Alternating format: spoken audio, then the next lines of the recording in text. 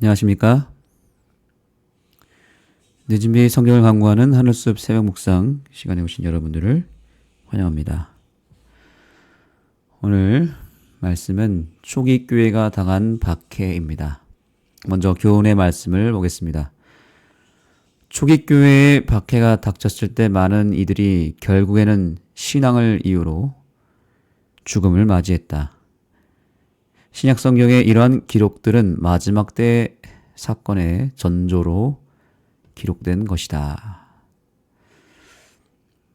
역사는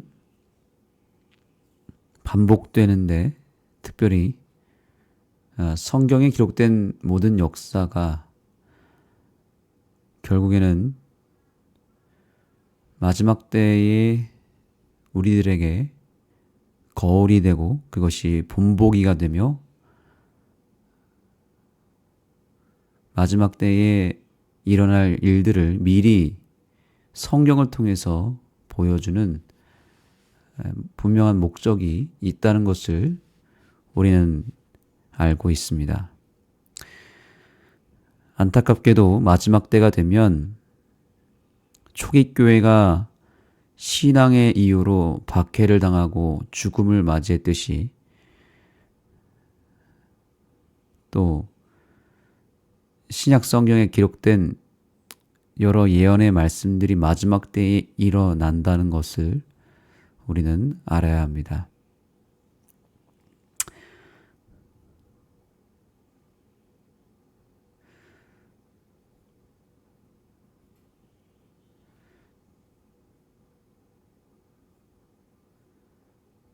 여기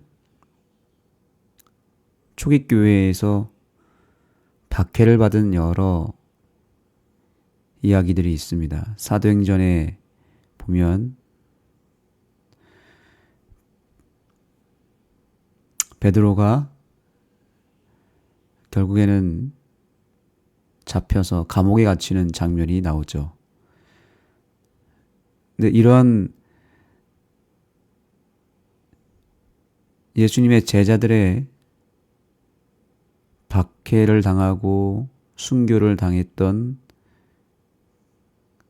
그러한 이야기들이 마지막 시대에도 똑같이 반복될 것이다 라고 하는 것은 우리의 마음을 무겁게 하고 또 두렵게 만드는 일일 것입니다.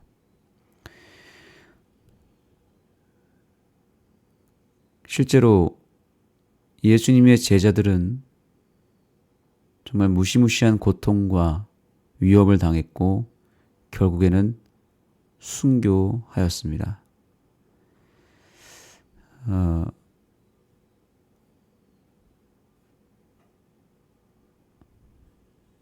저자는 이렇게 얘기합니다. 어떤 신자들은 목숨을 건졌지만 죽임을 당한 이들도 있었다. 마지막 때가 가까워질수록 같은 일이 반복될 것이다.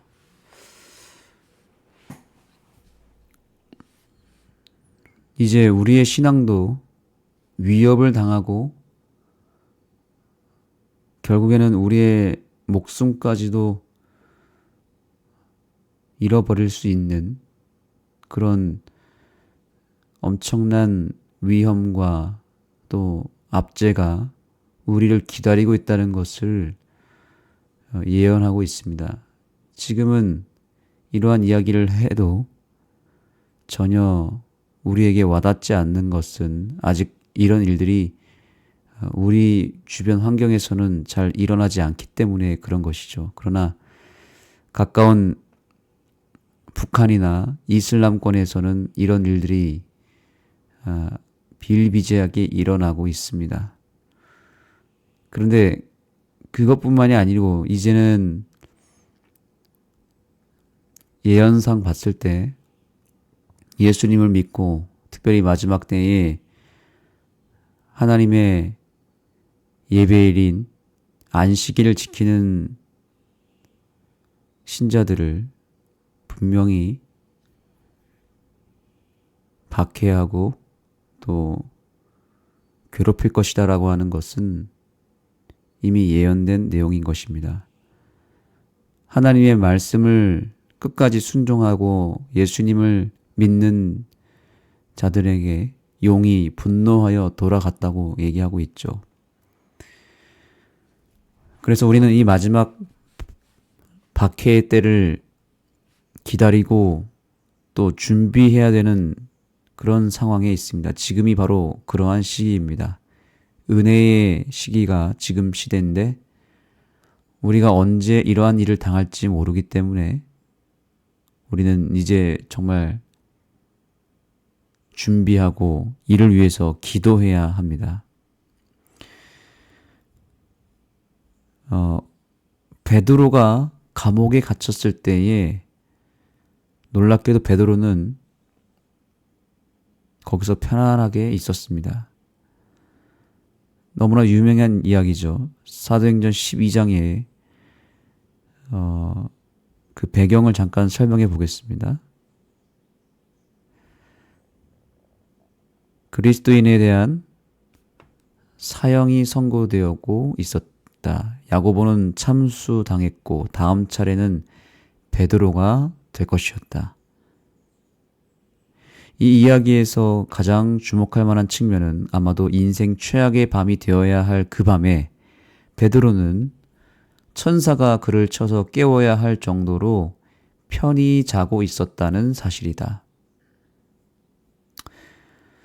베드로가 지금 참수를 당할 수도 있는 매우 긴박한 상황에서 정말 두려운 상황 속에서 전혀 불안해하거나 두려워 떨지 않았다는 사실입니다. 오히려 편안하게 거기서 잠을 잘 정도로 베드로는 거기서 평정심을 잃지 않습니다. 그것은 베드로가 어떤 연기를 하거나 오히려 뭔가 두렵기 때문에 겉으로 두렵지 않은 척한 것이 아니라 실제로 베드로는 마음이 너무나 평안했고 그 감옥 속에서 오히려 잠을 자버렸습니다. 그래서 천사가 쳐서 깨워야 할 정도로 편히 자고 있었다라는 이 이야기는 너무나 유명한 이야기죠. 그래서 베드로가 풀려났다는 것인데 이 베드로의 모습도 마지막 때가 되면 반복될 것입니다. 사건도 반복되지만 인물도 반복된다는 것을 아십니까? 마지막 때의 박해의 때에는 느부갓네살 왕처럼 우리를 괴롭히고 풀무불에 집어넣는 그런 장본인도 있을 테지만 그러한 박해와 어려움을 이겨내고 승리하는, 그리고 풀무불에 들어가도 살아남는 다니엘의 세 친구, 그리고 다니엘과 같은 어떤 영적인 영향력을 가진 백성들도 분명히 탄생할 것입니다. 배도하는 수많은 무리들이 있을 것이고 그 안에서 배도하지 않는 자신의 생명을 기꺼이 내어 주더라도 자신의 신념과 신앙의 가치와 또 믿음의 가치를 끝까지 지키려는 그런 소수의 사람들이 있을 텐데 그것이 바로 저와 여러분이 될 가능성이 매우 크다는 것입니다. 왜냐하면 우리가 그동안 예언적으로 그것을 알고 있었고 기다리고 있고 준비하고 있기 때문에 그런 것이죠. 그렇다면 마지막 때에도 우리가 어떤 실제 옥에 갇히기도 하겠지만 영적으로 고립되고 우리의 손과 발을 묶어서 꼼짝하지 못하게 더 이상 살 수 없게 만드는 그런 압박도 생기겠죠. 그러한 때에 베드로와 같은 사람들이 나타날 것입니다. 베드로의 이 담대함과 이 핍박 속의 여유로움과 평안함을 유지하는 이 엄청난 믿음을 소유한 사람들도 분명히 탄생할 것이다라는 것을 우리는 기억해야 합니다. 마지막 영감의 교훈에 우리는 주목할 필요가 있습니다. 여러분의 교과의 맨 마지막 부분에서 보면 우리가 핍박과 또 목숨을 위협받는 상황 속에서 우리의 신앙을 지킬 수 있는 유일한 비결에 대하여 이 영감의 교훈은 분명하게 소개하고 있습니다. 한번 읽어보겠습니다. 예수님은 제자들의 장래를 아셨다. 어떤 이는 목베임 당하고 어떤 이는 십자가에 달리며 어떤 이는 고립된 바다 위에 바위섬으로 유배당하고 다른 이들은 박해와 죽음을 당할 것을 보셨다. 그분은 시련을 당할 때에 그들과 같이 하시겠다는 약속으로 그들을 격려하셨다. 이 약속은 조금도 그 효력을 상실하지 않았다.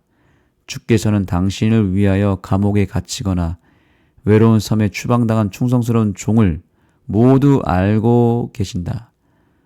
그분은 친히 당신의 임재로서 그들을 위로하신다. 아멘. 우리가 어떤 박해와 또 죽임당함을 보면서 우리가 당하게 될 핍박에 대한 두려움을 갖기보다는 조금 더 높은 차원에서 마지막 때를 준비해야 되는데 그것은 바로 이것입니다. 예수님께서는 이 세상에서 승천하시기 전에 제자들에게 이런 약속을 하셨습니다. 내가 세상 끝날까지 너희와 함께 하겠다는 약속을 하셨죠. 기억나시죠? 그것이 그냥 단순히 위로 차원에서 내가 너와 함께 해줄게 이렇게 이야기한 게 아니라 실제로 예수님은 우리와 함께 할 수 있기 때문에 그 약속을 하셨고 우리와 함께 하는 것이 매우 매우 중요한 일이었기 때문에 어쩌면 신앙의 전부가 될 수도 있기 때문에 예수님이 그 약속을 하신 것입니다. 항상 마지막에 말한 그 마지막 멘트가 제일 중요하잖아요. 항상 결론이 중요하고 항상 사람이 죽을 때도 유언을 하지 않습니까? 예수님이 이 땅에서 승천하시기 전에 마지막으로 왜 그 말씀을 하셨을까요? 그것을 절대로 잊지 말고 그 가치를 깨달으라고 진지하게 예수님이 말씀하신 것입니다. 내가 너와 함께 할 것이다. 제자들이 왜 감옥에 갇히고 순교를 당하고 목베임을 당하고 바위섬에 유배를 당해도 전혀 흔들리지 않는 믿음을 간직한 채 목숨을 잃어버린다 하더라도 전혀 두려워하거나 그것 때문에 무서워하는 벌벌 떠는 일이 전혀 없었던 이유가 무엇일까요? 이건 너무 신기하지 않습니까? 이유는 바로 여기에 있었습니다. 그 비밀이 여기에 있었습니다. 그들과 시련 당할 때에 그들과 같이 하시겠다는 약속 때문입니다. 그리고 실제로 여기 보시죠. 이 약속은 조금도 그 효력을 상실하지 않았다. 이것이 팩트입니다. 그들은 언제 어디서나 심지어 핍박을 당할 때는 더 가까이에서 예수님을 만났고 예수님과 함께 했습니다. 그냥 느낌으로 예수님이 나와 함께 하는구나 이렇게 여긴 것이 아니라 실제로 예수님이 그들 곁에 있었고 그들의 눈에는 그 예수님이 보였던 것입니다. 제자들은 그만큼 아주 확고한 믿음을 갖고 있었기 때문에 죽음이 두렵지 않았고 박해가 그들의 삶을 조금도 괴롭히지 못했던 것입니다. 그들의 육신은 괴로웠겠지만, 그들의 육신의 생명은 뺏어갈 수 있었겠지만, 그들 안에 있는 믿음과 그들 안에 있는 속사람은 그들이 빼앗지를 못했습니다. 맨 마지막에 이런 의미심장한 이야기를 합니다. 그분은 친히 당신의 임재로서 그들을 위로하신다. 친히 임재하셨던 것입니다. 그러니까 베드로는 감옥에 있어도 예수님이 바로 옆에 있는 것을 이미 보았고 예수님의 임재가 너무나 그에게는 실제적인 일이었고 마치 승천하시기 전에 그 옛날 호숫가에서 폭풍을 만났을 때에 베드로가 예수님 곁에 있었던 것이고 예수님 덕분에 물 위로 걸었던 경험도 있고 예수님이 함께하는 배에 그가 올라탄 적이 있었기 때문에 마치 그것과 같은 똑같은 일이 감옥에서도 있었던 것이죠. 예수님이 실제로 그 감옥 속에서 베드로와 함께 하고 있었기 때문에 베드로는 여유로운 잠을 잘 수 있었다는 것입니다. 그렇습니다. 마지막 때가 되면 이러한 영적인 부흥도 함께 임할 것을 우리는 주목해야 됩니다. 사건이나 또한 우리에게 벌어지게 될 그런 박해의 순간들을 기억할 필요가 없습니다.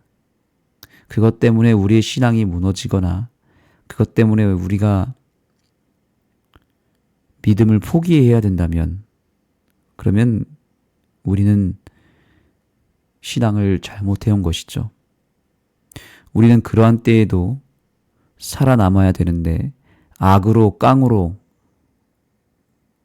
버티거나 그것을 뚫고 간다고 해서 되는 것이 아닙니다. 절대로 우리 스스로의 힘으로는 벗어날 수도 없고 이겨낼 수도 없습니다. 오로지 우리는 한 가지에만 집중해야 되는데 그것은 지금부터라도 나와 여전히 함께하고 계시는 예수님, 나에게 친히 임재하심으로 인하여 나를 만나기를 원하시고 나와 소통하기를 원하시며 나와 늘 함께하기를 원하시는 그 예수님을 이제는 미리 박해가 있기 전에 제자들처럼 예수님을 실제로 믿음의 눈으로 목도하고 그분을 만나고 그분과 함께하는 연습을 지금부터 해야 되겠습니다. 그렇게만 된다면 예수님의 존재와 예수님의 임재에 대한 인식이 나에게 확고하게 열린다면 우리는 어떤 핍박도 이겨낼 수 있고 죽음도 더 이상 나에게는 두려운 일이 되지 않을 것입니다. 이 놀라운 역사, 예수님이 함께 하시고 임재하시는 그 신앙의 정수를 우리 모두가 경험하게 되기를 간절히 바라며 말씀을 마치겠습니다.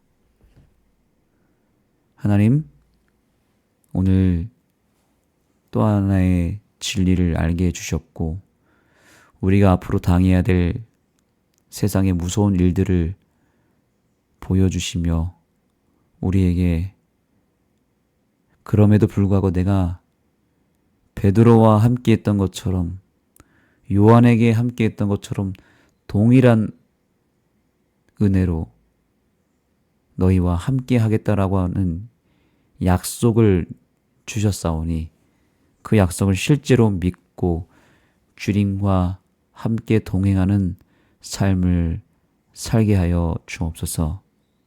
예수님의 이름으로 간절히 기도드립니다. 아멘. 개인적으로 기도하는 시간을 갖겠습니다. 나와 친히 함께 하기를 원하시고 나의 삶 속에 임재하기를 원하시는 그 예수님을 믿음으로 맞이하시고 그 예수님과 함께 더 친밀해질 수 있는 개인적 신앙 개선의 시간이 될 수 있도록 오늘 이 기도가 내 소원을 아뢰고 끝나는 것이 아니라 예수님과의 관계가 많이 회복되고 친밀해질 수 있는 시간으로 보내게 되기를 소망하며 이제 각자 개인 기도하도록 하겠습니다.